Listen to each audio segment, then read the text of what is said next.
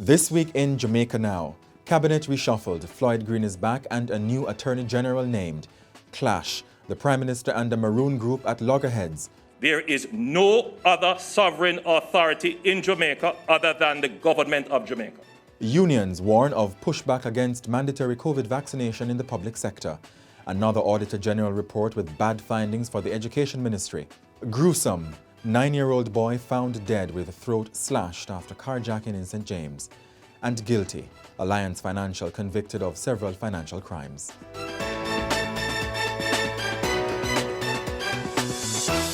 I'm Jovan Johnson in This Week for Damian Mitchell, and this is Jamaica Now. There has been mixed reactions to the not-so-new-look cabinet following a reshuffle by Prime Minister Andrew Holness. The major changes include Robert Montague being moved from the Transport and Mining Ministry to the Ministry of Economic Growth and Job Creation as a minister without portfolio, while Floyd Green has returned to the executive as minister without portfolio in the office of the Prime Minister.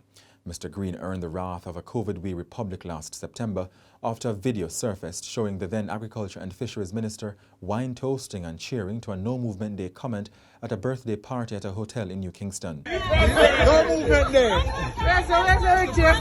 Force it tomorrow!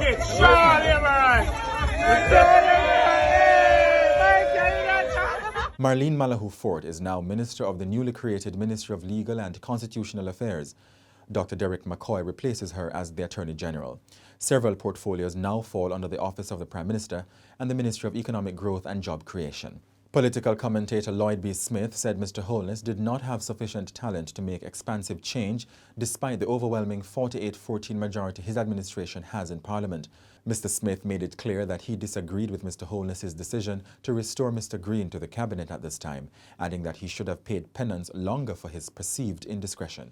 Carol Narcisse, political commentator, questioned the rationale for Mrs. Malahoo Fort's new post as distinct from the roles of Minister of Justice and Attorney General. The Jamaica Accountability Meter portal JAMP, an anti-corruption lobby, said that ideally the Prime Minister and the public should have had the findings of the police investigation into the matter before the cabinet reappointment of Mr. Green.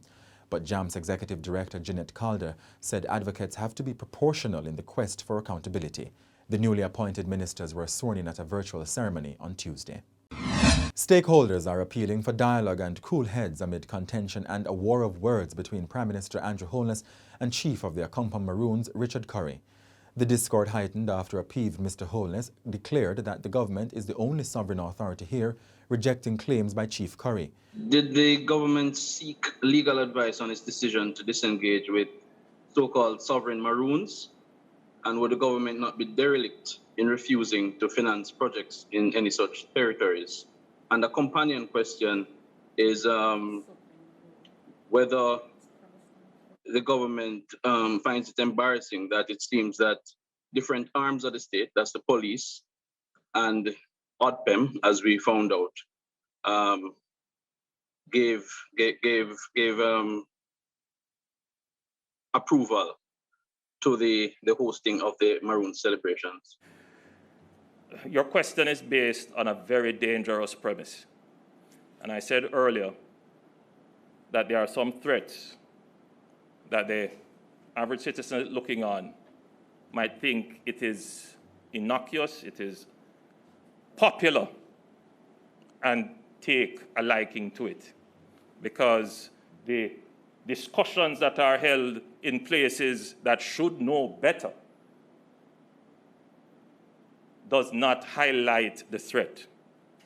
Jamaica is a unitary, sovereign state. There is no other sovereign authority in Jamaica other than the government of Jamaica. I want that to be absolutely clear. None. And under my leadership, not 1 inch of Jamaica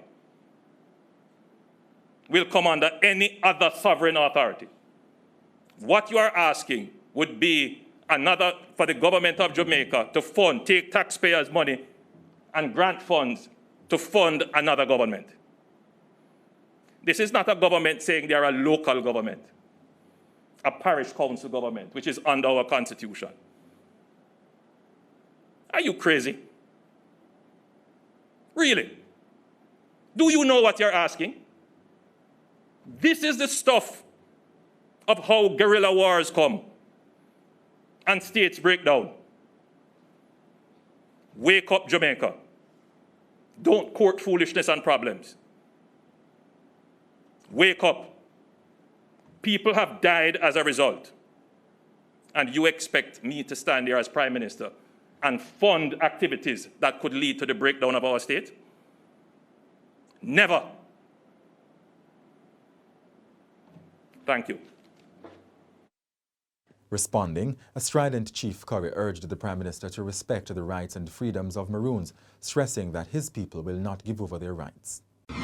The Jamaica Confederation of Trade Unions, JCTU, this week penned a letter to Prime Minister Andrew Holness seeking audience following his announcement in Parliament on Tuesday that a COVID-19 vaccinate or test mandate is coming for public sector workers.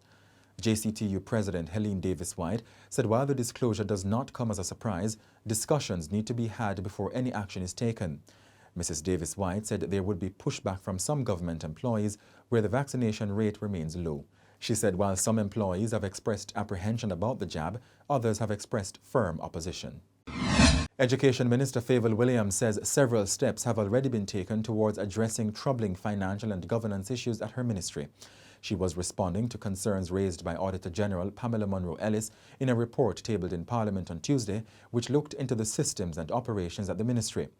In her report, the Auditor General said the ministry runs the risk of falling victim to fraud, unauthorized withdrawals and significant bank errors because of its failure to prepare its bank reconciliation statements in a timely manner. The Auditor General pointed out that 7 years of outstanding appropriation accounts revealed a systemic breakdown in accountability. The Education Minister said action taken so far included the hiring of external financial auditors to update the ministry's records. Mrs. Williams said she has also sought technical assistance to conduct a strategic review of the ministry with a special focus on the financial processes. Jamaica's National Security Minister Dr. Horace Chang and Police Commissioner Anthony Anderson are under mounting pressure to curb a wave of murders sweeping the country. Police figures show an average of 5 homicides committed every day in 2022. Up to Thursday morning, Jamaica had recorded 59 murders, 30% more than the figure for the similar period in 2021. The killing of 9-year-old Gabriel King on Thursday in St. James has jolted the country. Gabriel was among 5 persons murdered across western Jamaica between Wednesday and Thursday, with 4 double murders, 3 of them in Kingston and St. Andrew. Gabriel, who is autistic, was found with his throat slashed following a carjacking incident in which his mother was thrown from the car by the attackers. Jamaica Labour Party councillor Dwight Crawford said the extraordinary levels of crime need extraordinary actions. It's a little unfortunate that when the government moved for extraordinary measures to be put in place to decisively deal with the crime problem, it was snubbed by the opposition. You know, it is unfortunate, very unfortunate, because the government needs this support. The practitioners who understand crime made a recommendation to tackle these matters. Gunmen have money and they have good representation from lawyers and all this. And when gunmen are arrested and by the time the policemen lock the lock on the cell, they turn around and see the gunmen walking out with their legal representatives. And before the police can reach to question the witnesses, the gunmen go back after the witnesses and basically erase the trail. So we need extraordinary powers to deal with this. The government has allocated $1 billion in a revised budget to acquire motorbikes, armoured vests and other equipment over the next 10 weeks. And it has been revealed that the 15-year-old girl, Tony Ann Reid, who was shot dead in St. James on Wednesday, had run away from home and was living with her alleged boyfriend, who was also killed. The man has been identified as 25-year-old O'Shane Spence, whom the police alleged was a so-called violence producer. It's reported that about 2:30 Wednesday morning, Tony Ann and O'Shane were sleeping at their house in Roehampton district when gunmen allegedly kicked down a door to the house and shot and chopped the couple. Tony Ann's father, Albert, struggled to recognize his daughter's body after he was called to the scene. Even myself, I have to look on him good to identify say my daughter. Because he fooled many people, because he changed his identity, he brown out, he bleach out and he get slim. It's so painful, it hurt. If you really know say my daughter, when me they call for many weeks, many months, me they beg him to come home, and he not come home. Last time I talked to him before Christmas, and he said, Daddy, me I come home Christmas. I can't look for you now. I can't look for you all now. And I said to her, I said, Tony, and I tell you honest truth, I come home. You sit down and me a reason, I said, I come home. I realize, what you do, Tony, and you can't stop me. So, only thing I can do, I guide you. So come around me, and if I go look for your boyfriend, make me know where they go. That means if anything happen to you, I can show up, say, I just say you in there. I just don't want you to run up and down, and I know certain things happen to you, because you're young. You know, come back home. And he said, Daddy, may I come for look for you? And I say, all right, Tony, and come home. And say, this morning, we go find her. Right, yes, sir. Alliance Financial Services Limited Thursday pleaded guilty to several counts of financial crimes in the Kingston and St. Andrew Parish Court. Sentencing is to be handed down on March 3.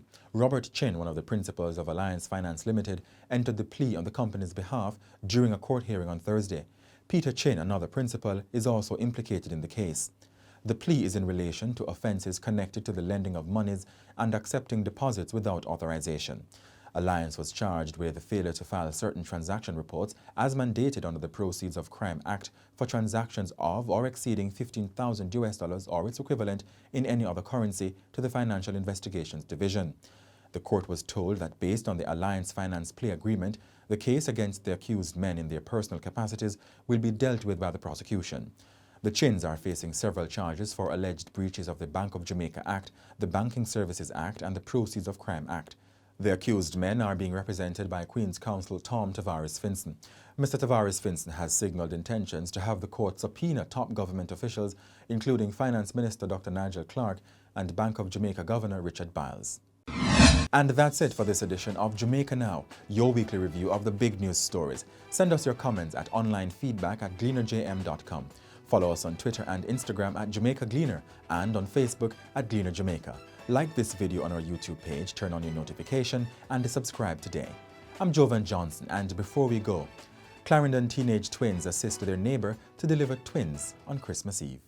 So on the 24th, I was with my brother outside and he heard a faint calling. I thought that it was my neighbor's younger child, but no. So he went to check it out and Bella say, calling saying if he come. So he went and he saw the predicament that she was in. So he grabbed a towel and that's your twin, right? Yeah.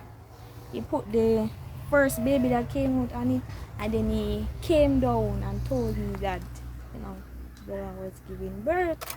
I cut the string. You're supposed to use to tie the cord before you cut it.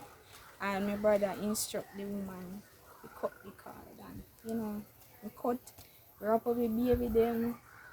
You didn't feel nervous? Yes, but, we didn't have any time to think about that because, we gave them life on the line. Nobody knows, say, that feel pain. Because I'm going to tell me and say, belly hurt for a couple of weeks before I come. And my belly hurt. I just since the baby I go born at 7 months. So I get up at 3 o'clock. All I know, I don't go back to sleep yet. Till it's Friday morning. Did I send me a feel pain? When auntie said me a feel pain, tell auntie said me I'm going to feel pain. Nothing. Come on and tell him say me a feel pain, said thing. But 1 o'clock, me feel the pain said me. I'm going to see the girl come out. Maybe it's me because I'm too bad. A truth? What? Why? Because we come here and I play with them, so maybe I mean, make them left me for a time.